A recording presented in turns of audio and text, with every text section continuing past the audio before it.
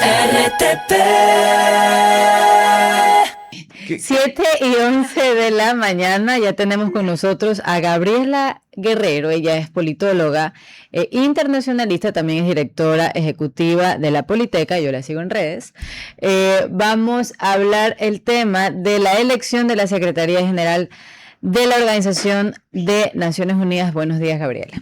Buenos días, más bien qué gusto poderles acompañar hoy presencialmente, al fin conocerles acá, así que muchísimas gracias. A usted por venir. Adelante, ¿cómo va esa elección? ¿Qué observaciones tiene? Bueno, es interesante esta elección porque primero va a ser nuevamente 5 años, ¿no es cierto?, de esta nueva persona que represente, y ahí yo le veo que está un poco compleja la elección. Ecuador está participando finalmente con María Fernanda Espinosa, quien termina siendo la representante ecuatoriana. Sin embargo, es importante señalar que para no la está Secretaría General, sí, justamente, o sea, para la Secretaría está General. Ivonne Bacchi, También está También está participando, Ivonne exactamente, es uno de los perfiles también ahí importantes.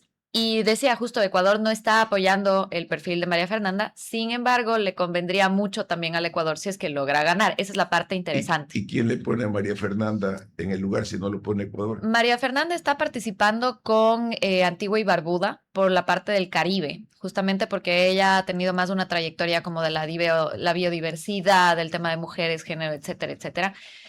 También ha estado bastante alejada de la política nacional. Ella fue algunas veces ministra, se acordarán que estuvo del correísmo, exactamente, del correísmo. Luego con Lenín Moreno también estuvo, me parece que en defensa. Y después de eso se alejó de la política ecuatoriana, digamos. Sin embargo, su rol diplomático sí lo ha mantenido en estos espacios y esto le permite justamente ser una de las candidatas ahora. Entonces, ahí digamos que la balanza se pone del otro, digamos, está ahí como interesante porque por el un lado tenemos esta parte como más diplomática, parte técnica. Ella fue ya en el 2018 también presidenta justamente en la Asamblea General, entonces como que conoce ya un poco de qué se trata, ¿no es cierto?, el año en el que estuvo. Pero claro, no es el Ecuador de nuevo quien... Pero eso no le da a María Fernanda una capacidad sólida para ser una candidata. Más bien veo en Ivonne Bacchi quizá el mete que está usando el paraguas de su otro país, del Líbano, y con una fortaleza, con el apoyo seguramente de su pana Donald Trump. ¿Sí? Ahí lastimosamente parece que Ivonne Bacchi no va a lograr presentarse. Esa es o sea, digamos como Ecuador podría haber tenido estos 2 chances, ¿no es cierto?, de poder llegar a ganar. Las personas, porque el Ecuador no está participando, claro, el presidente no le da aval ni al uno ni al otro, no es candidatura. No le dio aval ni al uno ni al otro, pero en cierta manera, si es que cualquiera de las 2 ecuatorianas habría llegado, ¿no es cierto?, a ganar, al Ecuador le conviene, en todo caso, ¿ya? Por los temas que está tratando, sobre todo con el Consejo de Seguridad, y por el tema que ha venido haciendo mucho con el Escudo de las Américas, por ejemplo, o sea, como consolidar un poco más hacia el tema internacional también sus logros repetitivos. Sin embargo, lo que sí pasa es que al menos con la candidatura de Ivonne Bacchi, al parecer ya no va a ser factible. Entonces, digamos que queda la candidatura de María Fernanda. ¿Por qué razón no va a ser factible? Parece que en cuestiones de tiempos de poder establecer esa candidatura no la va a alcanzar a hacer. Eso significa que queda una sola posibilidad al Ecuador en ese sentido, digamos, que sea esta persona en mención. Sin embargo, yo creo que ahí Michelle Bachelet termina siendo una de las candidatas más fuertes. También le pasó a Michelle Bachelet que con el cambio de gobierno con José Antonio Kast, quien la había respaldado exactamente, entonces tiene ahora solo el apoyo, digamos, de México y de Brasil, ahí un poco más hacia el progresismo, ¿no es cierto? Y ahí veremos qué pasa. Pero también María Fernanda se juega en ese progresismo, porque exactamente. Por ende hay 2 candidatas del progresismo, por ende podrían estar anulándose la una con la otra. Y ahí está también lo interesante. Están porque rotos los votos ahí. Están sí, completamente. Por eso digo, está ahí interesante el tema. Porque aparte, esta sería como, si es que llega a ser una mujer la candidata que la pongan, ¿no? Sería la primera vez en 80 años, además, que Naciones Unidas ponga a una mujer en ese cargo. Y parecería que tal vez esa es una de las cosas que también se juega en esta elección. 2 cosas importantes. La primera, que sea una rotación hacia América Latina, ¿no es cierto? Que salga justamente Guterres y que llegue a ser una mujer y que llegue a ser de América Latina. El último latino hispanoamericano que fue Pérez Escollar, el último hispanoamericano que fue secretario general de la OEA, que es el cargo importante. Las presidencias son básicamente dirección de sala, no tienen una importancia No tienen política. mucha, exactamente, por eso digo, es como Tuvimos un ecuatoriano que estuvo alguna vez antes que ella, que fue Vinuesa, Sí. Leopoldo Benítez Vinuesa, fue presidente de ese tema. Pero cambiando de tema, que hablamos de política local, ¿qué le parece? A ver, cuénteme. Pero yo quisiera hacer ¿Usted quiere preguntar una algo más? pregunta. Hay una tensión igual entre la legitimidad democrática global y el privilegio institucional heredado desde 1945. Y ahí es donde yo te quiero preguntar, por ejemplo, ¿puede considerarse o qué injerencia tendrían, por ejemplo, los 5 países que tienen el veto para bloquear? ¿De qué manera esto podría afectar o no la elección de la Secretaría General de las Naciones Unidas, considerando este privilegio heredado desde 1945? Y eso es interesante porque ahí puede cambiar un poco también el tablero, porque además, por ejemplo, para poder hacer esta elección, primero, digamos, el Consejo de Seguridad es el que dice, esta es la persona que yo voy a poner, ¿no es cierto? O sea, entonces tenemos ahí los 5 países que tienen veto, pero además los otros 10 países miembros no permanentes que también eligen. Ahí es parte el Ecuador, por ejemplo, de esos países, pero de nuevo, el Ecuador no necesariamente está impulsando la candidatura, por ejemplo. Y después de eso llega a la votación de la Asamblea General con los 193 países. Nunca ha pasado que los países han dicho no estamos de acuerdo con lo que propone el Consejo, pero en caso de que no pase, tiene que volver al Consejo de Seguridad y el Consejo volverá a proponer una persona, por ejemplo, diferente. Entonces, como digo, tal vez la parte interesante es que si es que llegaría a pasar, qué posibilidad o qué se le abre al Ecuador en ese sentido, ¿no es cierto? Ya a nivel internacional, dado que está haciendo una lucha importante contra el narcotráfico y demás, tal vez eso se podría posicionar dentro de las cosas que hace el Consejo de Seguridad, por ejemplo, y darle este matiz como un poco más internacional. Pero esa sería como la parte interesante. ¿Usted lo ve como que si el Ecuador lograría algo con 2 candidatas? No, la otra todavía está vigente, Baki no la ha eliminado, usted la está eliminando, que es diferente, ¿sí? Es muy diferente la realidad. Baki es candidata y ahí está, y conociendo la tenacidad de la señora, seguramente llegará con los últimos años y con una capacidad internacional de gestión que María Fernanda no la tiene. O sea, sus contactos globales son tremendos en Medio Oriente, en el Asia mismo. Es una mujer bien relacionada, no sé cómo llegue. María Fernanda terminará fundida entre los intereses de los, ¿cómo se llama?, de los socialistas del siglo XXI. Del progresismo o socialismo del siglo XXI. Pero vamos al marco local. ¿Cómo ve? Y usted acaba de señalar la lucha del narcotráfico y todo el tema lo ha marcado con tema. Usted ha sido asesora de Novoa, de lo que yo entiendo. No, nunca he sido asesora del presidente. Pero habló mucho tiempo a favor del presidente. No, yo hago política las cosas buenas se las dicen, las cosas malas también. Entonces está bien. ¿Cómo ve este marco de la lucha y cómo está haciendo? Y el segundo tema, su análisis de toda esta descalificación que se ha dado de candidatos importantes como Zamora en Cuenca. ¿Qué lectura le da como politóloga eso? A ver, en el tema de lucha contra el narcotráfico, yo creo que en ese sentido ha habido muchos temas, tanto a la interna como a la externa, en que ha tratado de hacer el gobierno. Yo vuelvo a repetir algo que dije también con la rendición de cuentas del presidente, y es que es muy difícil trasladar lo que se hace tal vez a gran escala a lo local. Mientras los ciudadanos sigamos sintiendo, ¿no es cierto?, que en nuestro día a día son espacios complejos, que sigue habiendo delincuencia, que sigue habiendo inseguridad en las calles en nuestro día a día, es muy difícil que se reflejen esas políticas o esas medidas a gran escala. En este sentido, yo no digo que el gobierno no esté realizando esfuerzos necesarios, ¿no es cierto? Y se lo ve, o sea, como los acuerdos que se logran, pero trasladarla eso al día a día del ciudadano todavía no siento que es algo que está siendo palpable. Esa es la gran dificultad.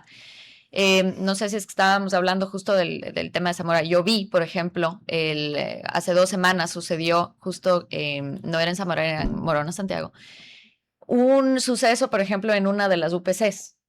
Había un tema de criminalidad, van la policía agarra a estas personas y la misma ciudadanía los saca de la UPC, les lincha a estas personas y les quema. Entonces, a lo que voy con esto es, estamos llegando a un punto súper crítico donde la propia ciudadanía está siendo la que tome medidas en ese sentido, ¿no? Y eso es muy peligroso. Ahí yo creo que Yo creo que más del peso se tiene que ver en justicia. Es decir, lo que no puede pasar es que haya una lucha importante, por ejemplo, en Fuerzas Armadas, en Policía Nacional, entre otras, si es que no se acompaña de un tema de justicia.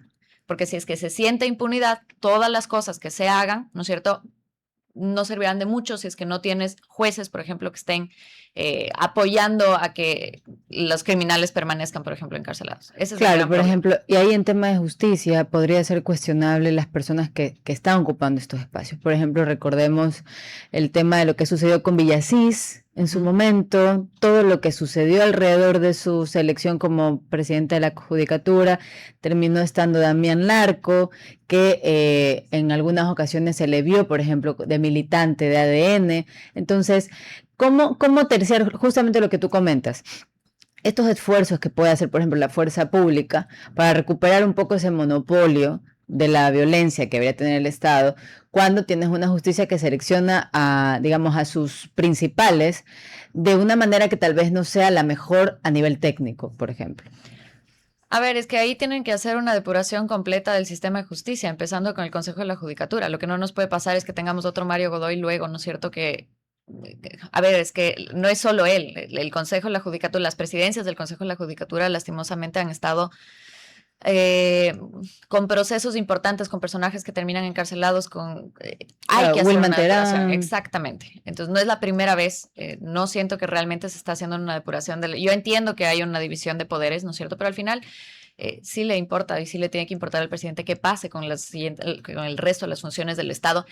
Y yo no sé si es que tienen que hacer algo como lo que pasó con la ANT en el caso Jaque, ¿no? Que es básicamente hacer una investigación profunda de qué está pasando en esa institución, de nuevo, porque si es que no acompañas la parte con una justicia donde yo sienta que no hay impunidad, eso no se refleja. Entonces, ahí yo veo esta gran falla de lo que todavía no se está logrando hacer. Eso y tal vez pensar si es que dentro de esa depuración también se hace una depuración con jueces, ¿no es cierto? Tal vez, no sé, se me ocurre que el Consejo de la Judicatura vuelva a tener las funciones administrativas que ¿Y quién se tuvo alguna vez. quién va a depurar en una sociedad no depurada? A ver, pero es que yo creo que, ¿sabes Es qué? que lo pregunto porque Sí. realmente es impresionante. Volvemos al mismo planteamiento o a las leyes con cerrojo. Escuchaba ayer con atención, la entrevistaba a la asambleísta Torres de Los Ríos y decía que la ley contra mafia, pues lo que yo había inventado era técnicamente tan grande que no quedaban vacíos. Más o menos ese es el resumen del tema. Y hoy día leo en el mismo periódico de gobierno que el fiscal le está mandándole recomendaciones y que el partido de gobierno no le gusta eso. ¿Cómo generar depuraciones en este mundo de polaridades? Verá, yo creo una cosa muy importante que no estamos haciendo y lo que hay que hacer es recuperar la confianza ciudadana. Para mí eso es el punto número uno. Hay espacios que están súper abandonados, que deberían ser de los ciudadanos. Yo aquí me refiero, por ejemplo, al Consejo de Participación Ciudadana y Control Social, porque se supone que si ya nos inventamos en esta Constitución que no tenía nada que ver, ¿no es cierto?, la creación de esta función, por ejemplo, ahí deberían estar pues los ciudadanos que hagan control social. Y yo me pregunto, ¿dónde están haciendo control social? Eso no está pasando.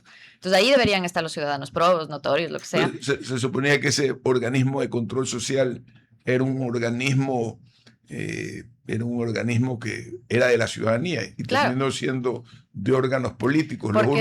Los unos candidatos hacían candidatura con la camisa de un partido o de otro, pero Así todos es. Tenían sus candidatos ahí. Y es que a mí me parece, por ejemplo, esa es una función importante en el sentido de que ellos hacen transparencia, o sea, ellos pueden hacer luchas contra la corrupción, por ejemplo. O sea, es que para eso se supone que se creó esa función. Pero no era mejor usando una cámara de control, el bicameralismo como una forma de gobierno en el cual los más jóvenes, pues, la Cámara de los Jóvenes la llevan en alguna parte y la Cámara de los Sabios, hubiese generado quizás menos relación conflictiva como esta cuestión que los que fueron elegidos para ese cargo ya no están. Están los suplentes, de los suplentes y ya mismo de los suplentes de los otros suplentes. Claro, pero ya ahorita ¿cómo resolvemos el problema? Porque hemos tratado de eliminar el CPCCS no una vez, por lo menos 2 o 3 presidentes han tratado de hacer una consulta para que se elimine y no puedes porque es parte de la estructura del Estado.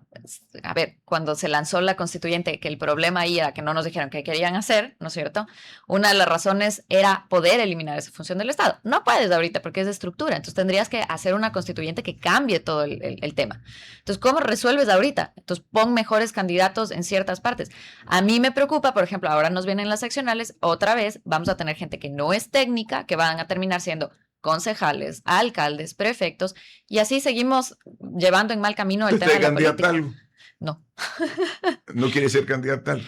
Pero es que, ¿con qué partido? Dígame usted. O sea, yo, por ejemplo, en este momento no podría decir que confío en un partido político, porque para poder lanzarme, por ejemplo, a una concejalía, lo que sea, necesito un partido. ¿Hay partidos en el Ecuador?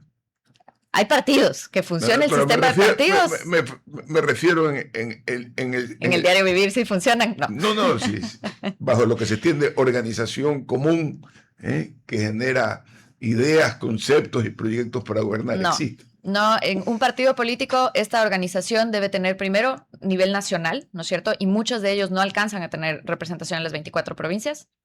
Ese ya es el primer factor. Y yo creo, por ejemplo, que para una elección nacional deberían tener representación en todas las provincias, no solamente participar con movimientos, como se hace ahora, ¿no? 7:27. Adelante, Pam.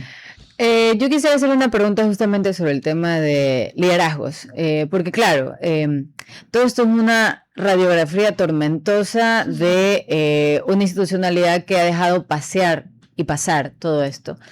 Entonces, por ejemplo, hoy el CNE se va a Tamain, ¿cierto? Pero la pregunta es, Cabrera es el nuevo presidente del CNE. Tuvimos autoridades prorrogadas por muchos años. ¿Eso de alguna manera arregla la crisis que existe, por ejemplo, profunda en el ejercicio de la administración democrática desde el espacio institucional?